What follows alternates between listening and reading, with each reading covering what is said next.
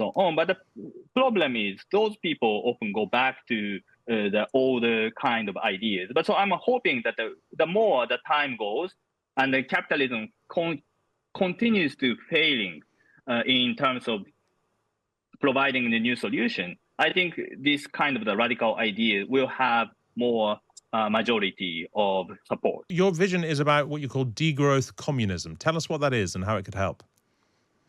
So one thing is like it is clear, as I said, that the GDP as a measure doesn't really represent our well-being, the environmental damage. So we need a different kind of measure. And at the same time, we try to take into account other dimensions such as ecological impact. So if we try to do this, we have to stop reducing what is unnecessary, no matter how profitable they are. But capitalism cannot. So that another solution for capitalism is always inventing more green, sustainable technologies. But they keep producing those things which still use quite a large amount of energy and resources. And we don't have much time left in order to tackle the climate crisis. So only possible solution to really save this planet is focus on what is necessary in order to satisfy our basic needs, but at the same time, give up GDP as a measure because it is accompanied by unnecessary luxuries, such as private jets, cruise ships, and SUVs. Yeah, okay. I mean, even the phrase degrowth communism, both those words are quite frightening to a lot of people in our traditional political system. Yes. How do you sell? I mean, I guess the first question would be: is this something that you believe we can achieve democratically? Yes, of course. Otherwise, I'm not a Stalinist, right? Even if I advocate communism, I'm not saying to go back to Soviet Union, or I don't support Chinese Communist Party. So I'm a democratic socialist, but an eco-socialist. And the one thing is that degrowth is not about eco-dictatorship. It is a conscious ecological planning, focusing on what is really necessary and sustainable instead of focusing on what is profitable and what is luxurious at today's system in capitalism.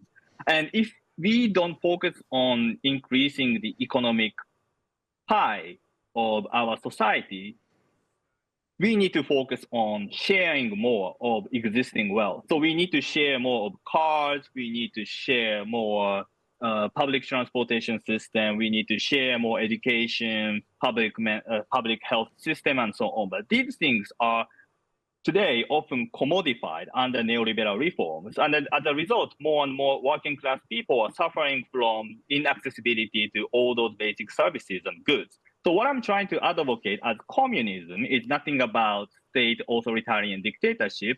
It is rather commodifying, creating some kind of commonwealth of free internet, free public transportation, free education, free medical system. So this system of commonwealth is what I call communism. And then you realize that this is actually what people are in dire need, education and so on. And so I think my idea of communism based on commonwealth doesn't compel you or us to work constantly seeking after more money because we need to pay for tuition, we need to pay for medical bills and so on. How do you begin to sell that to governments, to individuals, to businesses? I mean, are we just appealing to altruism, or is it possible to say, no, there is something in this for you? First of all, the younger generations are more attracted to the radical ideas because the business as usual in the last 30 years didn't work to protect the planet and didn't work to distribute wealth to many people. So younger people are constantly threatened to precarious jobs, wages stagnating, and they also care about the future of the planet. So people like Greta Thunberg are really demanding basically the growth kind of post-capitalism. So I think they are supporters of mine, and their number is basically increasing because the new generations are much more conscious of the danger of climate crisis, and they know that today's capitalism is not working for them. And at the same time, I think learning from the younger generation, the older generation, also care more about the environment and so on. But the problem is those people often go back to the older kind of ideas. But so I'm hoping that the more the time goes and the capitalism continues to failing in terms of providing the new solution, I think this kind of the radical idea will have more majority of support. How does degrowth communism link to Karl Marx himself and your research into his writing? I mean, is it a thought that develops you while researching Marx, or is it something that just seemed to very obviously go together? Oh yes, I am actually the researcher of Karl Marx, and then the people usually have the image of Marx as the kind of the founder of Soviet Union and Stalinism and so on. But if you look at his unpublished writings, including manuscripts and notebooks and letters, I actually demonstrated in my work that he, in his later stage of his life, accepted a kind of the degrowth kind of society after studying natural sciences and pre-capitalist societies. And his conclusion is basically, he used to believe, like us, that the only technological development and innovations will bring us abundance of wealth. Mm-hmm. But he fixed this kind of idea because we often associate degrowth with austerity. Absolutely. But no, we create a new kind of abundance of public wealth, or one can say the public luxury.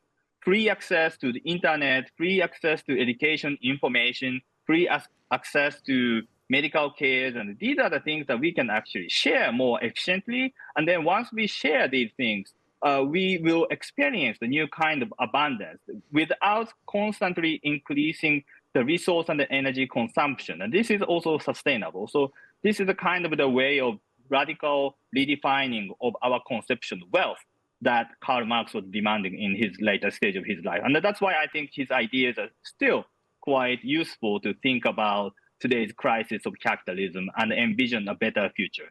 So, I mean, if degrowth does, I mean, if we can have degrowth and abundance at the same time, then clearly what we're talking about is a sort of radical redistribution of wealth and resources from where they are now, which is pretty clear. Is it possible to do that? Is that compatible with liberty? Is it compatible with liberty and freedom because obviously inevitably that is telling some people that they have too much and some of it must be taken away. Can a free society do that? But the problem is that we actually have the same problem today in capitalism. Some people have too much, and then they are really destroying or undermining the conditions of prosperity of many, many people, especially in the global south. So this system of capitalism, we often associate it with freedom and liberty and so on, but they are really more kind of non-freedom kind of society because many people don't have the potentiality or possibility to develop their own talents and abilities while they don't have access to enough resources and so on. And at the same time, also this is a Marx's point, he says that we are not free in this capitalist system because the goal of our life is already predetermined, which is profit making and growth. Mm. So as long as we, try to prosper in this society, capitalism, our goal is predetermined to more economic growth. And we invent new technologies, mm-hmm. but we don't work less. We work as before. We even work harder because the technology is used for the sake of making more profit. But I think we really have to redefine the aim of production, aim of redistribution, so that people have more free time and so on. But whether we ultimately redefine it or not, in the short term, this sort of does involve the state seizing assets, surely, which is presumably sort of resist. I'm trying to think of the practical transition to this kind of vision seems very painful. To some extent, yes, because we, especially the rich people in the global north, UK, Japan, have too much. And we need to give up some of them, as I said, but we can begin with something easier, say private jets, mm-hmm. Even the regular people in the global north have never fly with private jets, but some people do, and they are much more responsible for the current climate crisis. So this is unfair, right? So the basic idea of climate justice requires fixing this inequality. And I think we can start with something easier, and then we should discuss whether SUV is really bad for this society. And but this is taking place tomorrow in Paris. They are voting for taxing higher for SUV. So this kind of transformation is already taking place in Europe, especially. And I'm demanding basically to accelerate this transition much more. And once we abandon the idea of GDP and capitalism, we have many more possibilities to implement those radical transformations that are necessary to save this planet. Thank you very much, Kohei Saito. Completely fascinating. I only wish we could have had a bit longer. Real pleasure to speak to you. That book is Slow Down, and that is Kohei Saito. Thanks very much indeed. Do get in touch with us. You can text us on 87222. Start your message with the word Times. Tweet us at Times Radio or using the hashtag Times Radio, or email us on studio@times.radio. In particular, send me your thoughts about the following TV shows, which Siobhan Sinner and I will be reviewing in just a few moments' time. They are Trigger Point on ITV, Mr. and Mrs. Smith on Amazon Prime Video, The Apprentice on BBC One, and David Mitchell's Outsiders on BBC Two. And also, will you be able to identify today's theme tune teaser? He asks in a sad and weary voice. Find out straight after the latest Times Radio news with Martin Williams.